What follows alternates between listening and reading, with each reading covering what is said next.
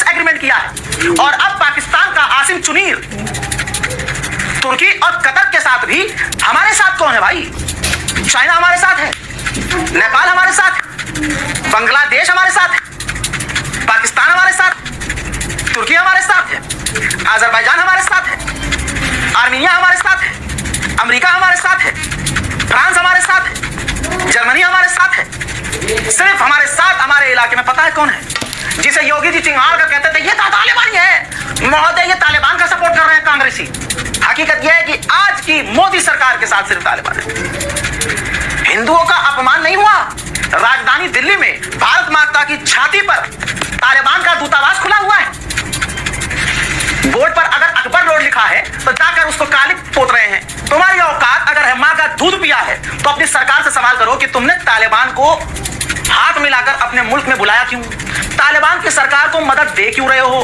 तालिबान हमारी भारत माता की छाती पे राजधानी दिल्ली में कैसे बैठा है, ये नहीं बोल पाओगे तुम। हजरत, जब किसी देश की सरकार चुनाव से दूर कुछ देखना ही ना चाहे, सारा ध्यान अपने और अपनी पार्टी की तरक्की पे हो, तो दूर का दिखना तो बहुत बड़ी बात है। बस दूरदर्शिता की कमी भारत के लिए लगातार खतरनाक बनती जा रही है, और ये खतरनाक बनती जो स्थिति है ये कब घातक हो जाएगी इसकी कल्पना भी नहीं की जा सकती। जिस पाकिस्तान को हमने एक बिद्दी समझा था, और वो बिद्दी था, उस पाकिस्तान ने अपने लोगों के लिए रोटियों का इंतजाम करने के बजाय भारत के खिलाफ एक बहुत बड़ी ताकत खड़ी करने का काम शुरू कर दिया है। और ये इसलिए हो रहा है क्योंकि हमारी लीडरशिप ने एक अनावश्यक काम किया, एक ऐसी गलती की जिसका कोई मतलब नहीं था और उससे कुछ हासिल भी नहीं हुआ है। आज हम बात करेंगे कि किस तरह से भारत के खिलाफ पाकिस्तान ने एक बड़ा जमावड़ा बनाना शुरू कर दिया है। मैं बात नहीं करूंगा कि जो 3 देशों का समझौता हुआ है, टर्की और सऊदी अरब वाला, उसमें बाद में आएंगे। उससे भी ज्यादा कुछ बड़ी और महत्वपूर्ण चीजें हो रही हैं जो सीधे भारत के लिए खतरनाक है। आज हम इस पर बात करेंगे। हमारे एकदम बॉर्डर पे पाकिस्तान ने SH-15 लगा दी है। ये SH-15 क्या है ये जानना बहुत जरूरी है, जिससे हम समझेंगे आगे जाके कि ये SH-15 सिर्फ एक कदम नहीं है, एक घटना नहीं है, बल्कि घटनाक्रमों का एक पड़ाव है। SH-15 एक 155 mm के व्यास वाली 52 कैलिबर की सेल्फ प्रोपेल्ड हार्वेस्टर है। अब सेल्फ प्रोपेल्ड क्या होता है? सेल्फ प्रोपेल्ड का मतलब जिसको किसी दूसरी गाड़ी से अगर कोई तोप होती है तो आप क्या करते हो, उसको ट्रैक्टर में या किसी चीज में बांध के ले जाते हो, बोले ये अपने आप ही चलती है। और ये इसको खास बनाती है। आपको उसमें खास बनने की क्या बात है?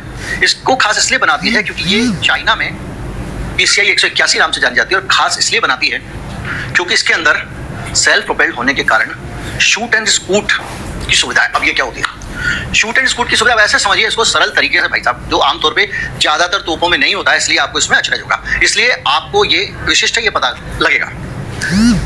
इस तोप को क्या है कि समझ लीजिए गाड़ी के ऊपर तोप लगी है, ट्रक के ऊपर, ये मारेगी और भाग जाएगी। तो शूट एंड स्कूट, इससे क्या होता है? इससे जो मिलिट्री वॉर है उसके हिसाब से ये बड़े काम की चीज होती है। यहां से मैंने उठा के मारी आपको तोप का गोला, और ये 50 किलोमीटर दूर तक मार कर सकती है। इस पर डिपेंड करता है कि उसमें गोला कौन सा लगाया। अब मैंने यहां से आपको गोला चलाया तो आप क्या करोगे, आपका पूरा सिस्टम ट्रैक करेगा, यहां से गोला आया तो वापस जवाब मारो, तब तक वो गोला मार के भाग जाएगी दूसरी जगह पे।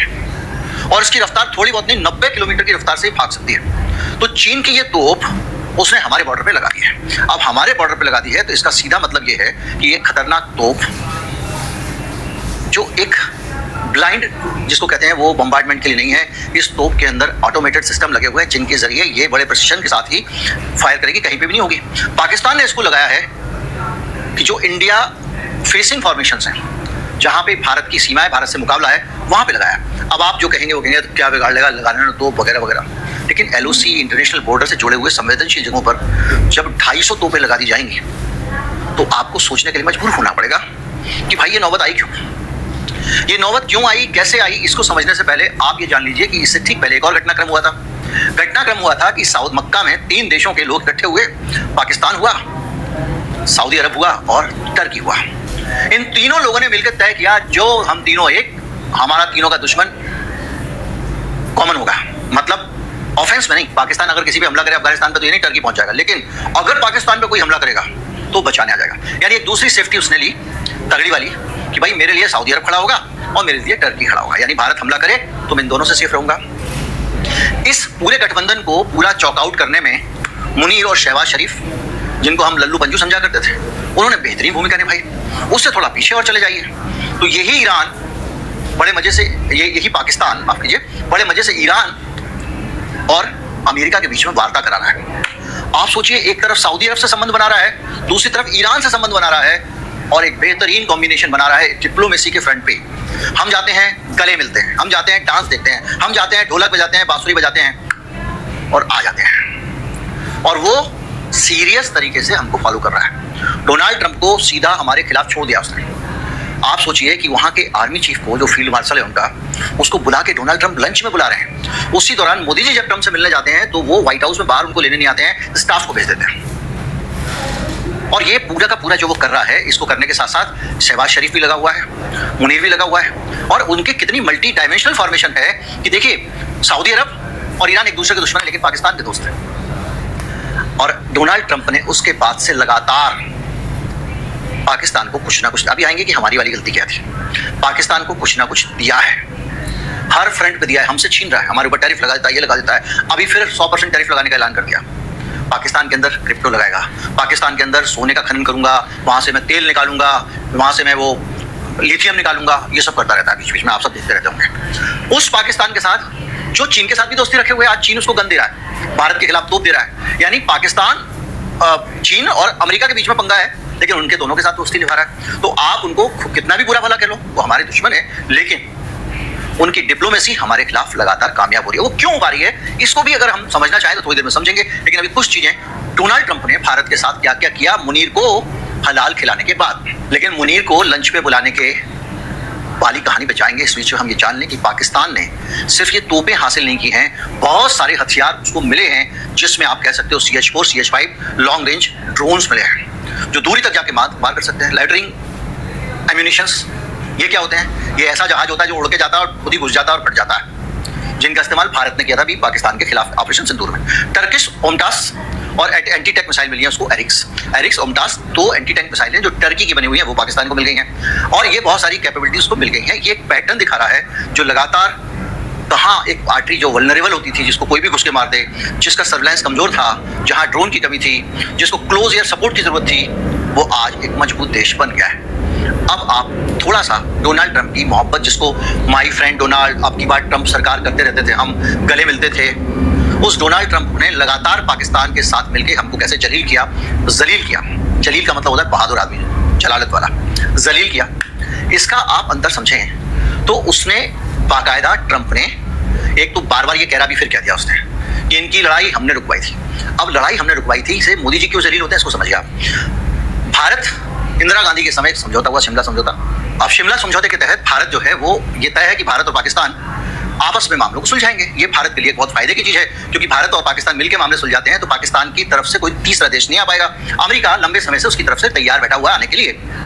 डोनाल्ड ट्रंप बार बार दुखती रख पे हाथ रखते हैं और कहते हैं शिमला समझौते के का उल्लंघन हुआ क्योंकि भारत ने सीज फायर किया हमारे कहने में। ये जो पहलू है, इस पहलू पे मोदी जी कभी भी स्वीकार नहीं कर सकते कि उनकी मध्यस्थता हुई, और इसीलिए वो इनको बार बार टीज करने के लिए डोनाल्ड ट्रंप बोलता रहता है कि हमने शांति कराई, हमने शांति कराई। पाकिस्तान चाहता है शिमला समझौता टूट जाए, इसलिए बार बार कह रहा है हाँ जी ट्रंप जी ने करा दी, ट्रंप जी ने करा दी। तो ये एक समस्या है। अब इस समस्या के बीच में इसका फायदा उठा के डोनाल्ड ट्रंप ने लगातार भारत के ऊपर प्रेशर बना के रखा हुआ है। हमारी सरकार के अंदर एक अज्ञात भय है, मुझे नहीं पता वो कौन सा भय है, आपको पता है वो कौन सा भय है, अलग अलग समय पे हम इस पर बात कर चुके हैं, आज मैं कहना नहीं चाहता हूं कि वो कौन सा भय है। तो एक भय है, उसके कारण मेरी सरकार सीधे सीधे डोनाल्ड ट्रंप से आंखों में आंखें डाल के बात नहीं कर पाती है। वो कभी टैरिफ लगा देता है, कभी कुछ लगा देता है, और हम लोग बातचीत चल रही व्यापार वार्ता, हमने अपने बहुत सारे टैक्स कम कर दिए अमेरिकी सामान पे। व्यापार वार्ता जब चल रही है तो वार्ता हो जाने देते तब कर लेते हैं। हमने ये जानते हुए भी कि अमेरिका की संसद ने अब टैरिफ को अनुमति नहीं दी है डोनाल्ड ट्रंप से, हम बातचीत जारी रखे हुए हैं। भाई अब कहा कि अब तेरे को अधिकारी नहीं है तो हम कौन सा टैरिफ हटवाने जा रहे हैं। लगातार वो हमारे ऊपर कभी कुछ लगा देता है, कभी कुछ लगा देता है। डोनाल्ड ट्रंप का ये पूरा कार्यकाल भारत पर प्रेशर बनाने में लगा रहा। अब बात आती है कि हुआ क्यों। हुआ इसलिए क्योंकि हमारी सरकार ने एक ऐसा काम किया जिसको करने का आज तक कोई लाभ दिखाई नहीं दिया। वो था ऑपरेशन सिंदूर। ऑपरेशन सिंदूर क्यों किया था? क्योंकि 25 अप्रैल को 26 लोग मार दिए तो वहां पर पहलगांव में, और उनके आतंकवादियों ने मारे, ऐसा हमने माना, और बाद में मुठभेड़ में उनके मारने की बात भी हमने कही 7 मई को।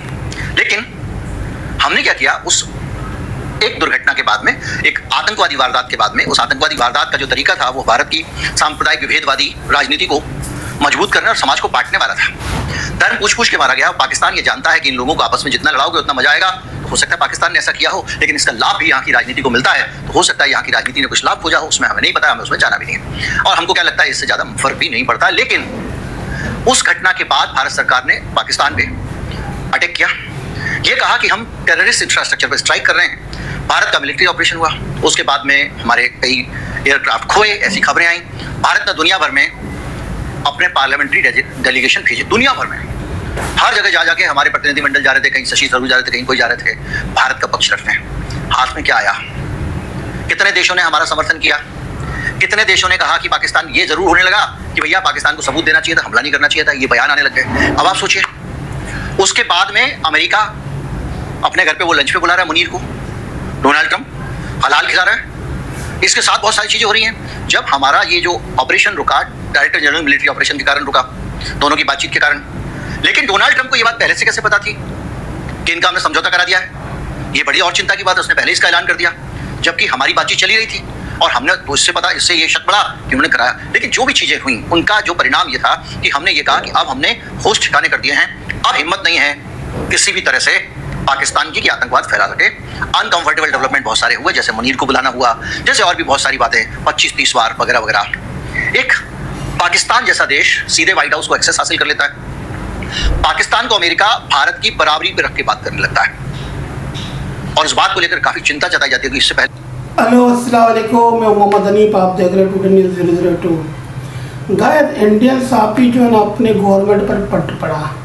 इंडियन साफी का कहना है कि हमारे ना तो पूरी वर्ल्ड में किसी के साथ भी ताल्लुकात सही नहीं है, सवाए अफगानिस्तान और इसराइल के, जिस पर सारे तू करते हैं। मिसाल के तौर पर कहते हैं ना हमारे अमेरिका के साथ अच्छे ताल्लुकात हैं, ना रूस के साथ अच्छे ताल्लुकात हैं, ना अपना चाइना के साथ अच्छे ताल्लुक हैं, ना तुर्की के, ना सऊदीया के। वो गिन गिन के एक एक मुल्क के बारे में बता रहा था कि सबके साथ जो है ना हमारे ताल्लुकात बिल्कुल अच्छे नहीं। और पाकिस्तान के तो हर कंट्री के साथ अच्छे ताल्लुकात हैं, चाहे अमेरिका ले लो, चाइना ले लो, रूस ले लो, तुर्की ले लो, सऊदी अरब, ईरान, हर कंट्री के साथ ही पाकिस्तान के अच्छे ताल्लुकात हैं। और पाकिस्तान खारजा पॉलिसी उससे बहुत आगे और बहुत ही अच्छे तरीके से अपने हैंडल कर रहा है। गाइस, वीडियो देखने का बहुत बहुत शुक्रिया। मैं उम्मीद करता हूँ कि आपको वीडियो पसंद आया होगा। अगर वीडियो पसंद आया तो लाइक करें, शेयर करें, कमेंट करें, सब्सक्राइब करें। इंशाल्लाह मिलते हैं नेक्स्ट वीडियो के साथ। अल्लाह हाफ़िज़।